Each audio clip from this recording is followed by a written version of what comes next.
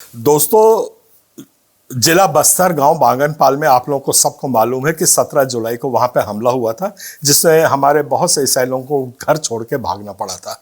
मैं ये एपिसोड जो है, यहाँ के लोग तो सब जानते हैं, पर अपने उन दोस्तों के लिए है जो इस छत्तीसगढ़ से बाहर रहते हैं, पर उनकी हमदर्दी हमारे लिए है और उन विश्वासियों के लिए है, उन जनजातियों के लिए है जो दुख पा रहे हैं और वो अपने सहायता का हाथ हर वक्त बढ़ाते रहते हैं।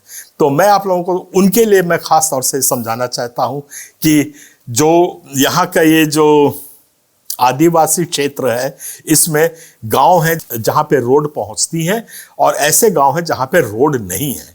ये जो हमला हुआ है, ये जहां रोड पहुंचती है वहां का आप देख सकते हैं कैसे ये पहाड़ों पे बसे हुए लोग हैं जो पहाड़ों में कुछ गांवों में रहते हैं।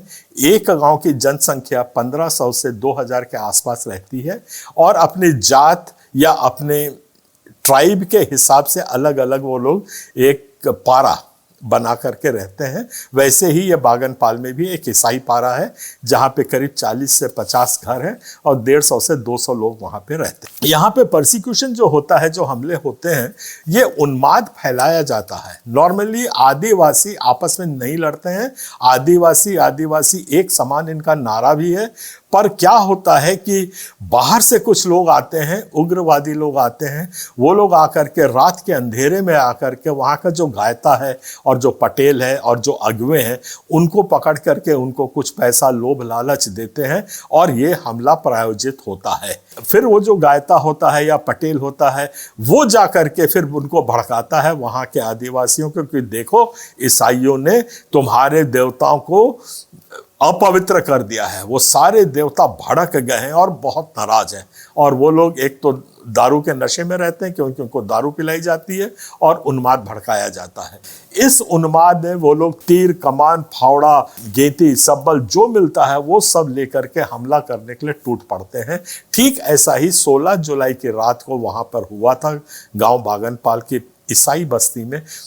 और जब हमला होता है तब तीर कमान जब चलते हैं और रात के अंधेरे में होता है, रात को 12 बजे के आसपास देखने वाला कोई ना हो, सहायता देने वाला कोई ना हो, और जब हमला होता है बहुत तीव्र और बहुत तीखा होता है और जो प्रताड़ित लोग होते हैं उनसे कम से कम 4 गुना या 5 गुना ज्यादा लोग उन पर हमला करते हैं। ये सब पहले से इसकी योजना बना के और फिर हमला होता है। तो जब 5 गुना ज्यादा लोग उन पर हमला करते हैं और इस किस्म से तीर कमान और भाला फरसा से जब हमला होता है तो इनके पास अपनी जान बचा के भागने के सिवाय और कोई विकल्प नहीं रहता है। ठीक ऐसा ही 16 तारीख की रात को करीब 12-1 बजे के दरमियान ये लोग सब अपना गांव छोड़ के भागे जब इनके ऊपर हमला हुआ। ये लोग भाग करके पास के दूसरे गांव पे गए जो कि करीब 10 किलोमीटर दूर है। वहां पे हमारा छत्तीसगढ़ क्रिश्चियन फोरम का ब्लॉक अध्यक्ष रहता है और वहां पे हम लोग संगठित हैं। तो वहां जब पहुंचते ही, ये वीडियो में देख सकते हैं, एक छोटा सा चर्च बनाया हुआ है, एक सामुदायिक भवन भी कह सकते हैं उसको। तो वहीं पे इकट्ठे होते हैं, वहाँ पे सब इकट्ठे हुए। इतनी छोटी सी जगह में सब लोग वहाँ पे पूरी रात गुजारी, 2 रात 3 रात और उनने गुजारी वहाँ पे। और 3 रात गुजारने के बाद पहले दिन तो वहाँ का जो हमारा ब्लॉक अध्यक्ष था उसने उनको भोजन खाना वाना कर दिया।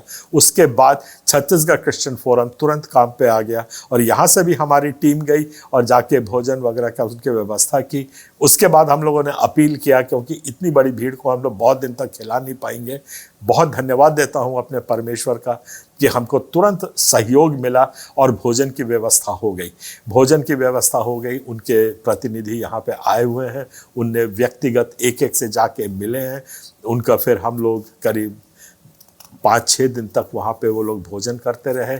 और उसके बाद छत्तीसगढ़ क्रिश्चियन फोरम ने जाकर के पुलिस से, मीडिया से और जितने सरकारी अमला है उससे मिल करके अपना रिप्रेजेंटेशन वहाँ दे करके और उनकी पुलिस की छत्र छाया में हमारे विश्वासियों को फिर वापस हम लोगों ने उनके गांव में उनको बसाया। यहाँ पे बात ख़त्म नहीं होती है। जब हमने उनको वापस उनके गांव लेके गए और उनको बसाया उनके घर में, तो उनके पास एक ट्यूबवेल था जहाँ से इस पारा को जहाँ पे ईसाई पारा को पानी दिया जाता था, उसको वहाँ पे एक भीड़ आई और भीड़ ने आकर के, वो आप देख सकते हैं ये वीडियो में, किस किस्म से, फोटो में किस किस्म से उसका पूरा ड्रम को तोड़ दिया, ट्यूबवेल को तोड़ दिया और उसकी मोटर को निकाल के वहाँ से फेंक दिया और ये भी धमकी दी कि अगर आप फिर से कोशिश किए यहाँ पे आकर के पानी पीने की या कुछ करने की तो हम आपको मार डालेंगे। भयभीत ईसाई समाज के लोग और महिलाएं पास में जो एक तालाब है, कुंड है, वहाँ पे जाकर के खेत का पानी, गंदा पानी वो ले लेके उसको पीने लग गए।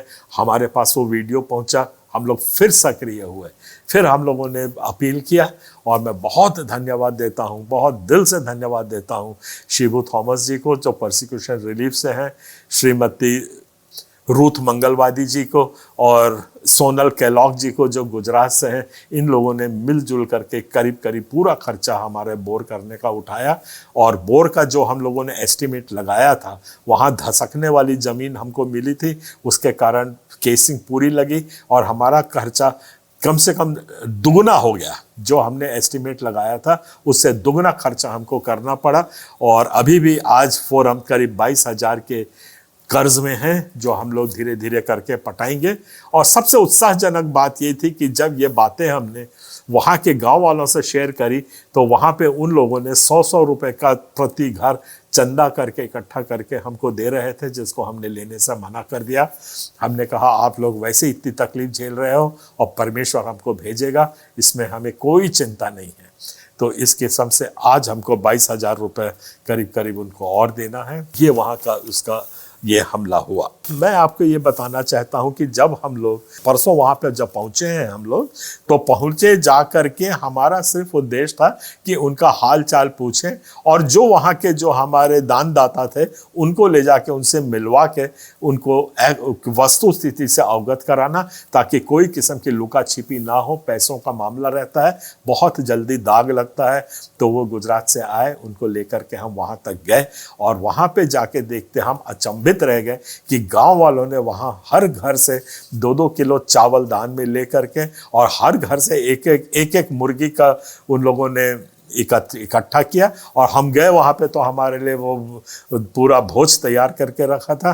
बड़े खुशी के साथ वो लोगों ने हमारे साथ बांट करके वो भोजन को हमने उनके साथ किया। पूरे गांव वाले वहाँ थे, करीब 150 ये लोग थे। और जिस गांव में वो लोग बसे हुए थे, वहाँ से तीसरे दिन वहाँ के जो गांव वाले थे वो लोग उनको भगा रहे थे बाहर, उनको नहीं रुकने दे रहे थे, कहते तो हमारे गांव में नहीं रुक सकते करके। तो काफ़ी दिलेरी से इन लोगों ने काम किया। इस वक्त जो आप सुन रहे हैं वो रत्नेश बेंजामिन जी हैं, वो हमारे उपाध्यक्ष हैं बस्तर क्षेत्र के और वो गोंडी बोलते हैं, गोंडी ये गांव है, उनको बोल रहे हैं। हाजी हामी खूबे हरी कासु काय काजे बोलले हमर साहब मन लापी दूर ले आयला चो और बस्तर जिला ने काई बोले होसी कोनी बोले मारले काई होले हामी थाना तो जीबू माता रे हमर साहब आए दो बिट्टी कुर्ता पजामा पहन पिंदा छे काई होले हामी साहब के डाकबू, साहब हाय ऊपर ले साहब लोग बातचीत करती और ईशानसी ने नर के फलाना पारा था ने हमार लोग के खूबे मारना चो पुलिस काय करती है तेबे हाय बाटले फोन आयले पुलिस बीता मन के 12 बजे आयले एसन बीता है हमारा है अध्यक्ष है कौन है अरुण पन्नालाल साहब, बोलो यीशु मसीह की। अब तक दूर ले एक गांव सुरता करी ए साहब बोले गुजरात ले आयला छे तोमर बीच थाने अब तक दूर दूर ले आ रहे हाय साहब बोले एतार टेका है हर जगह जायसी और ये तार टेका लगे असन काम करसी काई हमके होले ए साहब एक सांसी दोनों भीड़ी करी हाय एसपी आई डीआईजी आई बड़े बड़े साहब है हाय लगे जारी करी ये बोलसी हमार नैनलाल के लोग मन के अतक मारला चो पुलिस काई ना करो तेबे हमी एके फोन करबू। आज हमारे लिए खूबे खुशी बात है हमार बस्तर जिलार रे युवा संगठन अध्यक्ष हाय बेनी बाबू बोले बसला के ठोसर माने खूबे ठोसर आए कोनी गांव थाने काय बोले होले ए बाबू जायसी पुलिस पाइक मन के सांगसी मातर हमार छत्तीसगढ़ क्रिश्चियन फोरम काय नाम है छत्तीसगढ़ क्रिश्चियन फोरम हमार पूरा मदद करबार काजे एकदम ठियावेला छे और ई कोनी संगठन ना करो साबर गाड़ी रातक पेट्रोल लागला ए साहब खूब दूर ले आयला छे गुजरात काय काजे तुमके सुरता करी आसला और ई पानी खूबे समस्या रेला गांव थाने कसन पास्टर साहब कसन बुधराम साहब कोनी संगठन काम ना करला मातर दोनों पास्टर हाक देले अमर अरुण पन्नालाल साहब हाय बाटले जुगाड़ बनायला आजी काली कोनी बोले आए हाथर खाथाने काई करवर आए हाय 20 रुपया लागसे 50 रुपया लागसे ना ना ना ना ना ना करबो आम्ही मातर बोरिंग बोले अतक मागा लाख रुपया गला बोरिंग होयला चे कसन बोरिंग पानी हिटसी कसन आता नाही ए बेट परमेश्वर का धन्यवाद करते हैं कि आप सब लोगों से मिले मुलाकात किए। सबसे पहले जो बागनपाल से जो कुछ लोगों को गांव से बाहर कर दिए थे, है ना, तो हम लोगों ने आपका वीडियो देखा, हमारे पास भाई जुगल ने भेजे, तो हमें बहुत दुख हुआ कि हमारे कुछ विश्वासी भाई बहनों को और मसीह पे विश्वास करने वालों को गांव से निकाल दिए हैं। तो हम लोग उस खबर को बहुत दूर तक पहुंचाए। फिर उसके बाद कुछ पानी की समस्या का भी वीडियो हमारे पास आया, उसको भी हमने फिर पहुंचाया। तो फिर ऐसे करते करते क्रिश्चियन फोरम के माध्यम से आपके बारे में जो खबर है पूरे दुनिया में पहुंचाया। तो उसके माध्यम से फिर आप तक काफ़ी लोग आपको जाने, और उसी वीडियो के माध्यम से जो है हमारे पास सर मोजेस सर आए हैं गुजरात से। आपकी बारे में जो समस्या तकलीफ उसको देखे, और मैं पुलिस के साथ जो उस वक्त जो हमला हुआ था उसमें बहुत भारी योगदान किया था जब तक हम पहुंचे थे, और इस किस्म से हमने इस पूरी लड़ाई को जीता है। आज मसीह का झंडा वहां फहराया गया है, उस कलीसिया को हमने टूटने नहीं दिया है। ये ईश्वर की आशीष है, उसकी हिम्मत और हौसला है कि आज छत्तीसगढ़ क्रिश्चियन फोरम उस काम में सफल रहा है। इसके बाद चलिए थोड़ी सी बात हम बस्तर की और कर लेते हैं, इसके बाद मैं दूसरा एपिसोड में ये करूँगा। देखिए मेरे दोस्तों, बस्तर जिला है, इसमें 5 जिला आते हैं और 5 जिला में से 12 MLA सीट्स, विधायक सीट्स यहाँ से चुन के जाती हैं, और हर गांव में आज 15 से 20% ईसाई हैं या यहाँ के डेमोग्राफिक्स हैं। और आज हम पूरे सक्षम हैं कि हम अपनी सरकार अगर 12 सीट जीत जाते हैं तो हम अपनी सरकार बना सकते हैं जो शांति और प्रेम और सद्भावना की होगी। आज हम राजनीतिक स्तर पे कहीं भी अपना कोई मान सम्मान स्थापित नहीं कर पा रहे हैं, पर मैं जानता हूं और पूरा विश्वास और भरोसा है कि परमेश्वर सद्बुद्धि देगा हमको। जैसे इस किस्म के हमलों से, इस किस्म के परसिक्यूशन से, प्रताड़ना से हमको बचा के स्थिर किया है अपनी कलीसिया को, आगे भी अपने राज्य को स्थापित करने के लिए वो हमको स्थिर करेगा। मैं आपसे विदा लेता हूं इस उम्मीद में कि आप लोग मेरा अगला एपिसोड जरूर देखेंगे। आप इसको लाइक करिए, सब्सक्राइब करिए। फोरम आपके भरोसे चलता है, हमारे पास और कोई अतिरिक्त ना फंडिंग है ना पैसा आता है, अपनी कमाई से हम देते हैं। आपका छोटा छोटा योगदान जो 50 रुपये और 100 रुपये और 200 रुपये भी आप देते हैं, हमारे लिए बहुत बड़े मायने रखता है। इसको परमेश्वर का काम सोच के, जैसे इतवार को आप चंदा चर्च में देते हैं, ये भी चर्च बचाने का काम एक परमेश्वर का ही काम है। थोड़ा बहुत दीजिए, जो आपके सामर्थ्य में हो उतना ही दीजिए, और विश्वास रखिए हम आपके साथ हैं।